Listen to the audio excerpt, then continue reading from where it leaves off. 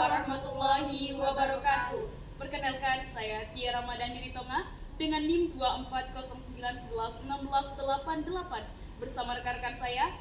Saya Saskia Maihanata dengan NIM 2409110983. Saya Dini Febrianti dengan NIM 2409111669.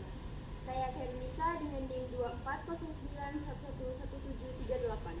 Kami dari mata kuliah pengantar ilmu hukum dengan dosen pengampu Bapak Dr. Hengki Firmanda SH LLM. Untuk itu kami akan menemani Anda selama 5 menit ke depan. Ilmu kaedah hukum. Ilmu kaedah hukum ialah ilmu yang mempelajari tentang kaedah-kaedah atau sistem-sistem kaedah hukum yang di dalamnya terdapat sistem dogmatik dan sistem sistematik. Maksud dari dogmatik ialah kegiatan yang studinya mengandung sistem positif tetapi juga tidak meninggalkan atau melupakan daripada sistem normatif hukum. Sedangkan sistematik hukum sendiri ialah kegiatan yang di dalamnya kegiatan yang bekerja sama untuk mencapai tujuan bersama.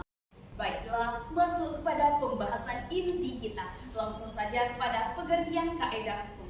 Kaedah hukum ialah peraturan yang dibuat oleh penguasa negara dan masyarakat yang mengikat setiap orang dan berlaku secara paksa. Kaedah hukum sendiri memiliki sanksi yang tegas, baik itu berupa interaksi maupun hubungan antar individu, baik secara langsung maupun tidak langsung. Kaedah hukum sendiri juga berupa seperti perintah, larangan, serta perkenan.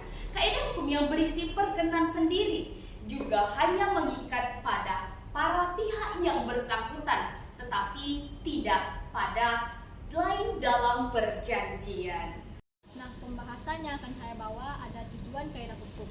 Tujuan kaedah hukum adalah untuk menciptakan kedamaian, ketentraman, dan ketertiban dalam kehidupan bermasyarakat. Kaedah hukum juga berfungsi sebagai pedoman atau patokan bagi sikap dan perilaku yang dianggap pantas atau seharusnya dilakukan. Pembahasan selanjutnya ada yaitu sifat kaedah hukum. Sifat kaedah hukum ada dua, yaitu imperatif dan fakultatif. Sifat imperatif yaitu kaedah hukum yang bersifat memaksa atau mengikat sehingga individu harus mematuhi perintah ataupun larangan yang ada di dalam hukum.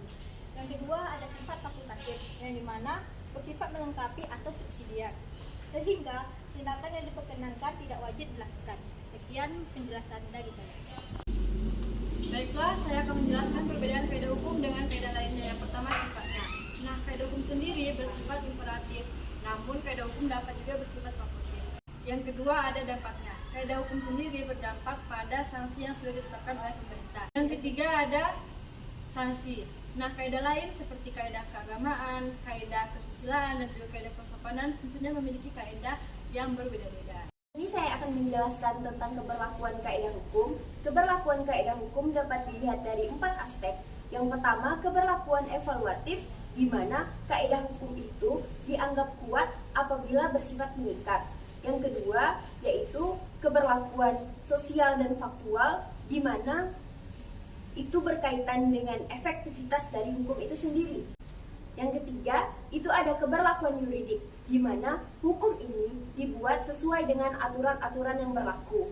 Yang keempat, itu ada keberlakuan normatif, yaitu berkaitan dengan kualitas dari hukum itu sendiri. Selanjutnya ada contoh kaedah hukum. Yang pertama ada perintah, seperti perintah orang tua untuk mendidik anaknya dengan baik. Yang kedua ada larangan, seperti larangan pencurian dan juga larangan pembunuhan. Dan yang ketiga ada asas, seperti asas legalitas yang mengatur bahwa seseorang tidak dapat dihukum tanpa kesalahan.